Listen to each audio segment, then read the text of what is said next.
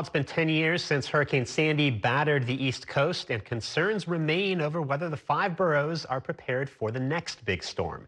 Yesterday, the Adams administration announced the start of a new resiliency project on Manhattan's Lower East Side, but some coastal protection projects have been slow to get off the ground. My next guest is looking to change that. Manhattan Borough President Mark Levine joins me now to discuss all of this and more. Welcome back to the program. Thank you, Bobby.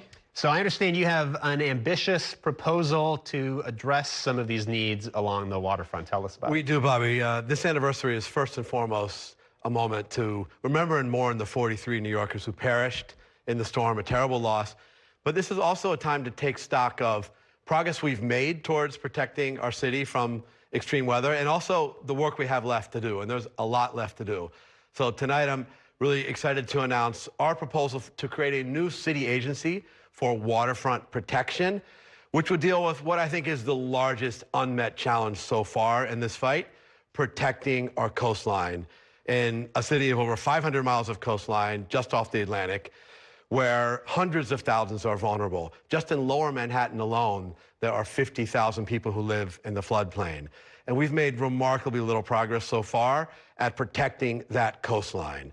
One of the biggest reasons is that there are, by our count, 11 different city agencies with jurisdiction over these coastal resiliency projects. There are turf wars, overlapping bureaucracies. It is slowing these projects. It's one of the reasons why, as the Comptroller Brad Lander determined, there's $4 billion of Sandy recovery money that is still unspent. We have got to do better. We need a single, unified agency that can lead the design, construction, management, and governance of our coastal resiliency projects. So creating a new city agency, though, is no small endeavor, no cheap endeavor. I mean, presumably this would come with a pretty enormous budget at a time when the mayor is looking to cut agency budgets. So, I mean, is this realistic or feasible financially? Absolutely. It would require legislation. You need a change in the charter. But you'd be replacing the work of 11 agencies, none of whom have resources for this at the moment, with a single agency with clear jurisdiction. I think the efficiency would save the city money. And at any rate, doing this work is not just critical to saving lives in New York City, it's critical to our economy. We lost billions in Sandy. I believe the figure is $17 billion in damage. And that alone is justification for doing better. We need to figure this out, to cut through the bureaucracy, to protect people who are vulnerable, to give communities a single destination, to have a voice in the design of coastal resiliency projects, and to have a single place to go to when they want accountability for management of these sites once they're open. And is this primarily to manage coastal resiliency projects, or would the agency have jurisdiction over anything happening along the waterfront around the city? This is about developing new infrastructure and managing that infrastructure. It is extremely complicated to create coastal resiliency, and really none of the relevant city agencies, from parks to transportation to DEP, have the staff or sophistication to manage this kind of infrastructure. Maybe they can manage the grass on top, but not the underlying infrastructure. So that's why we need a new agency to do this. This is something, by the way, Bobby, which has been called for by experts for years, in and out of government. It's time to make it happen. So you're not actually, you're going on top of other city agencies. You're not actually displacing any of them. You're not eliminating city agencies. This is just another layer on top of it. Well, the surface features could be managed by the relevant agency. If it's recreational, it could be parks. If it's sanitation infrastructure like a transfer station, that would be the Department of Sanitation. If it's something like a ferry terminal which generates revenue, that would be EDC. But again, it's the core infrastructure which is the hardest to build and the hardest to maintain, and where no agency has clear jurisdiction. That kind of infighting right now, those turf wars, are one of the reasons why we're so far behind. And in lower Manhattan, which is clearly exposed, we've still not completed a single segment of the coastal resiliency around lower Manhattan.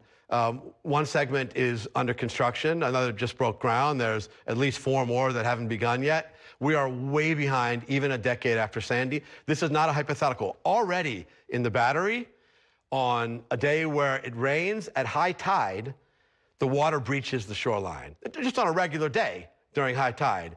And the estimate is that by 2050, we'll see another 11 to 21 inches in the core sea level rise. And by the end of the century, 6 feet. Low-lying areas of the city are vulnerable. Hundreds of thousands of families are vulnerable. We have got to figure out a way to protect them.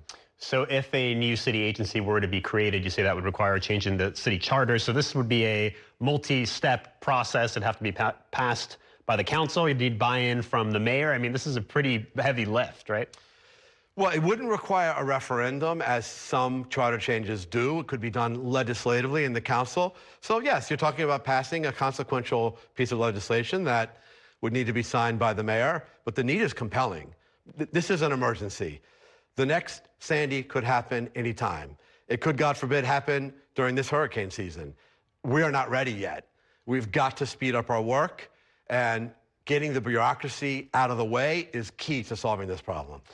Just our last couple minutes, I wanted to change gears and talk about a bill that passed in the city council today with your backing. This is the bathroom bill. It would sort of create a feasibility study to put bathrooms all around the city, at least one in each zip code.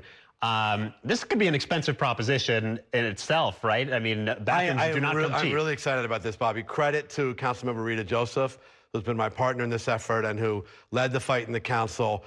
We have a desperate shortage of public bathrooms in New York City, which I think all your viewers know. We've all been there. We've all been caught out with no bathroom to go to. I think even journalists might be familiar with this problem. We have got to add to the number of public bathrooms. Our bill would require the city to plan for a new public bathroom in every zip code. Every zip code. So equity is built in across all 5 boroughs so that we can catch up to other cities in the country and world. This is a big deal. I'm really excited about this plan. I feel like every couple of years there's an article in the newspapers about some Parks Department bathroom that costs $2 million or $6 million. I mean, you got to have cost controls on this sort of thing too, right? Yes, but Parks bathrooms are not the only option. For example, there are self-contained units that you can place on the sidewalk. The city actually has 15 of those sitting in a warehouse in Queens waiting to be installed. That could be our first move. But there's other options as well. There can be privately owned bathrooms that can be open to the public, perhaps as part of new construction or as part of a redesign of a publicly accessible, privately owned space. There's many ways we can do this. The city's going to have to make a plan now. The city's going to have to go to every single zip code and tell us, where can we get one more bathroom? This is going to be, I think, a victory for public health, for equity, and it's going to make our city more livable. All right, we're going to leave it there. Borough President Mark Levine, thank you so much for joining us. Thank you, Bobby.